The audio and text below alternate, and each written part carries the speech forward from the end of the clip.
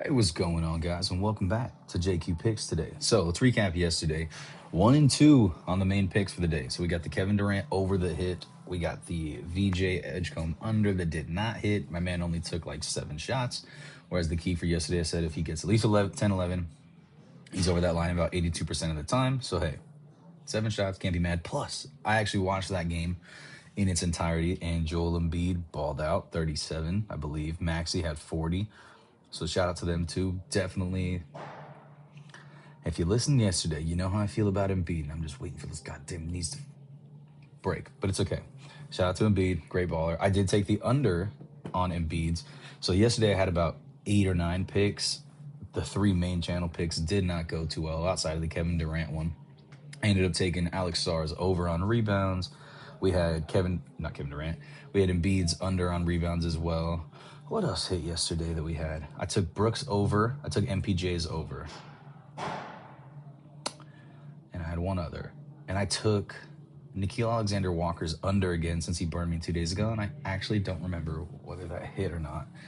But not too bad of a day in picks yesterday. So today, what do we got on the slate for you? Some extra research today, some good picks, and I know that I only give 3 or 4, or I've been giving 3 or 4 on the channel so far, so I think we might give out a couple extra picks today, just because the main channel picks have been a little bleak the last 2 days. So let's see what we got going today. As far as the first game goes, we're going to go to Lakers and Wizards. My pick for today, Alex Sarr. I'm really liking that over on rebounds. I'm going to be honest. Been balling out with rebounds the last 2 games. Personally, I love DeAndre Ayton. I think DeAndre Ayton sucks in any good matchup, personally. These two teams have not played this season yet. But I think DeAndre Ayton is just too hit or miss with his rebounds, man. His paint presence seems to be hit or miss when he chooses to give effort, when he doesn't choose to give effort. So because of that, I wouldn't even be mad if you took the under on his rebounds today, but we're taking over Alexander Sarr.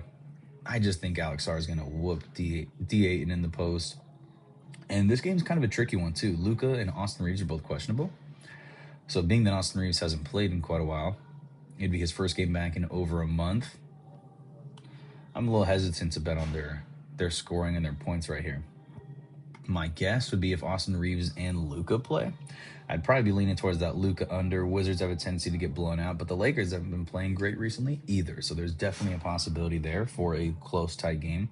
But if I was betting off my gut instinct, I'm going to say everyone's playing. Luka's under. I'd probably take that LeBron under as well, man, and that Reeves over. Even though Reeves coming back from the injury, I still feel like they try to get him in rhythm, get him going a little bit, so he'll probably get some decent shots.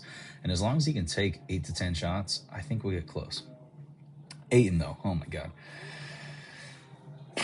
Good luck.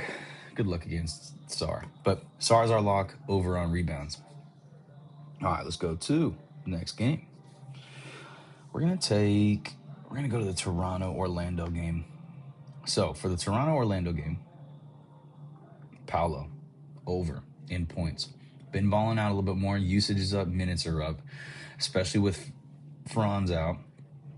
He's just been scoring a lot more. I know I was doing that comparison last year, looking at his numbers. And last year, it's just crazy because if you compare his numbers last year, he was averaging about 6-7 more points a game, almost 30 points a game. So for that to be down to 23, but those numbers slowly upticking, I think he's shooting a little bit more. Usage is a little heavier. Plus, in the beginning of the season, he was much more of a facilitator. He was just kind of passing the ball, waiting for things to come.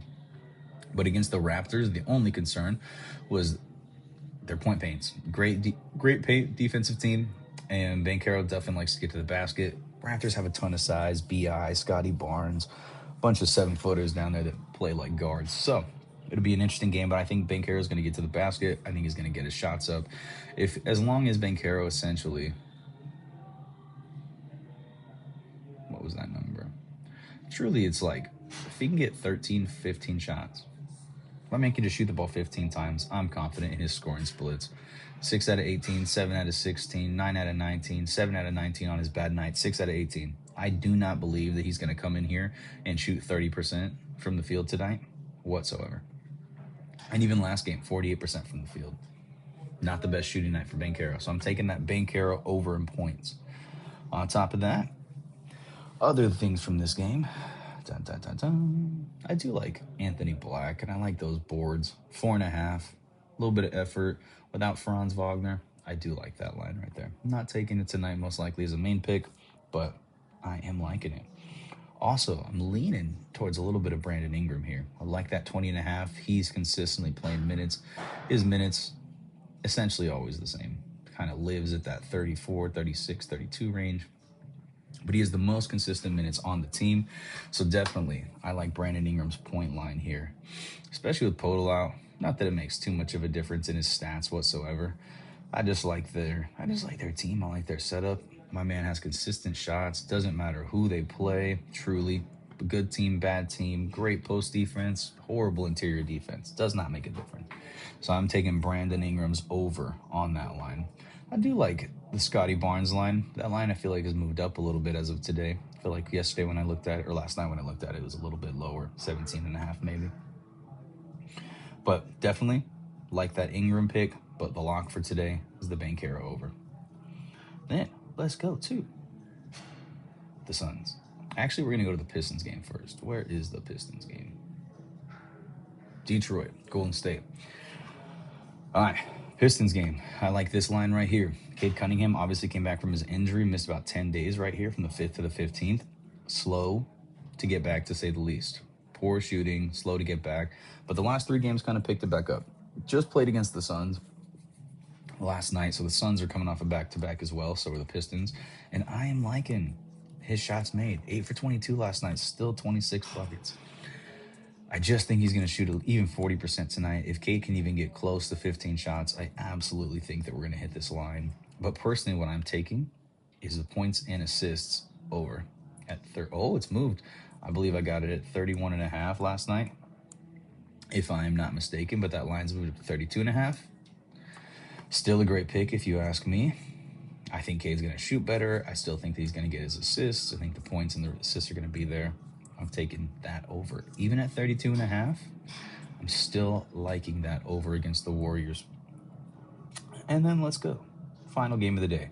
So I guess we're giving you 5 official picks today, and then I'll give you a handful of field picks.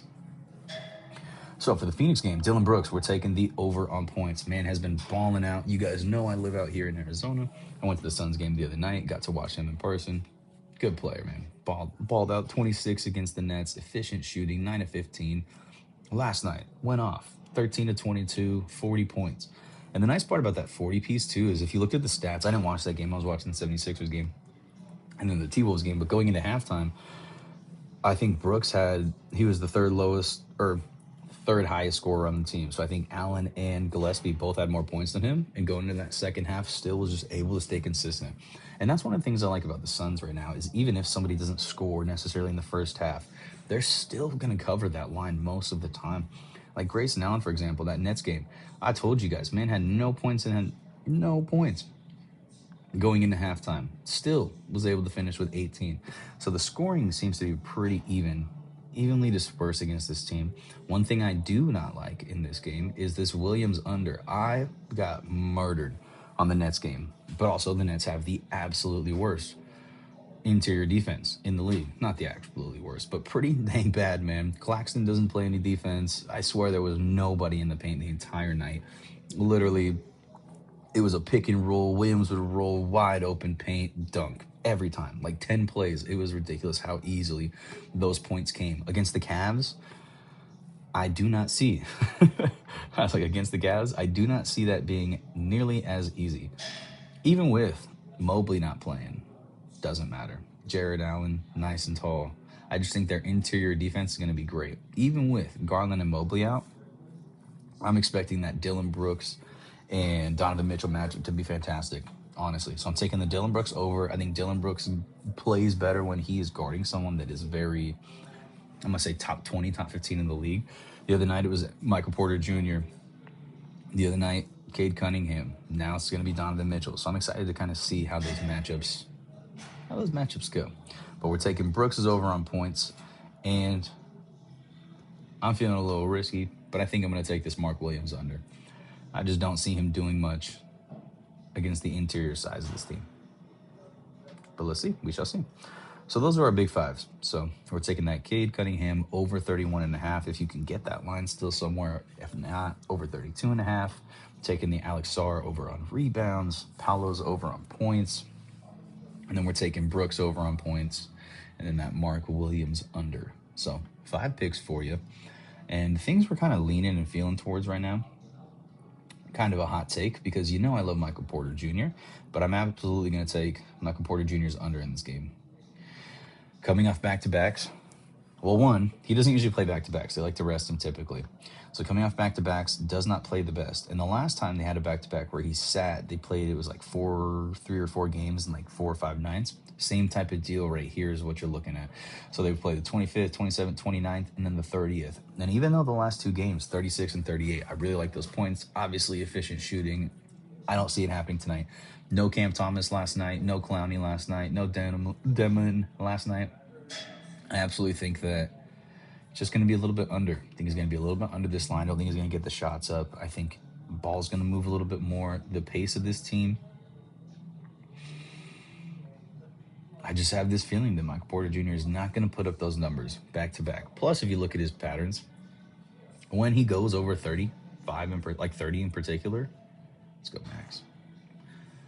Well, it's not going to give it to me that way. I just want to get this other like grouping in here. Nah, it's going to take away their points, whatever. All right, so when I looked at this earlier, essentially every time he goes over 33, there's a fall-off game. And it's not like the Bucks, for example, are a great team. He absolutely could have played well against the Bucks, but only got up 11 shots, 36% from the field in 26 minutes. So I have a feeling on these weird games where they play a lot, back-to-backs, too many games in a close period of time, that MPJ is going to hit that under. So I'm taking the MPJ under. And in the same game, Keontae George is over. Now, I know they're going to look to double. I know they're going to look to trap him. I watched the Nets play. I watched them play the other day. I don't see it. I don't see great guard play. I don't see great defense. I don't see them boxing anyone in the corners. I don't see the press working. Keontae George is night in, night out, proving he's a great player. Had a great season so far, low key on the Jazz. But no, 3 nights under your line, I don't think that happens 4 nights in a row for Keontae George, who essentially this year has really been doing a great job. Nice part is with his stats too, it doesn't matter. Like, look at this. Defense versus position. I mean, he's playing the best defense, drops 31. Next night, plays the worst defense, drops 28. Next night, plays the second best defense, drops 37. I absolutely think Keontae George has got this one in the bag. So I think we're taking that Keontae George over regardless of what the Nets throw at him. I feel like everybody can score on the Nets. Same game, Ace Bailey. We're taking that over at 4.5 rebounds. I do like the over rebounds. Minutes are up a little bit, about 5. I like that a lot. Usage is up. I wouldn't even be mad if you wanted to take that Ace Bailey points instead of Keontae George points. I've been shooting the ball a little bit more, which has been nice.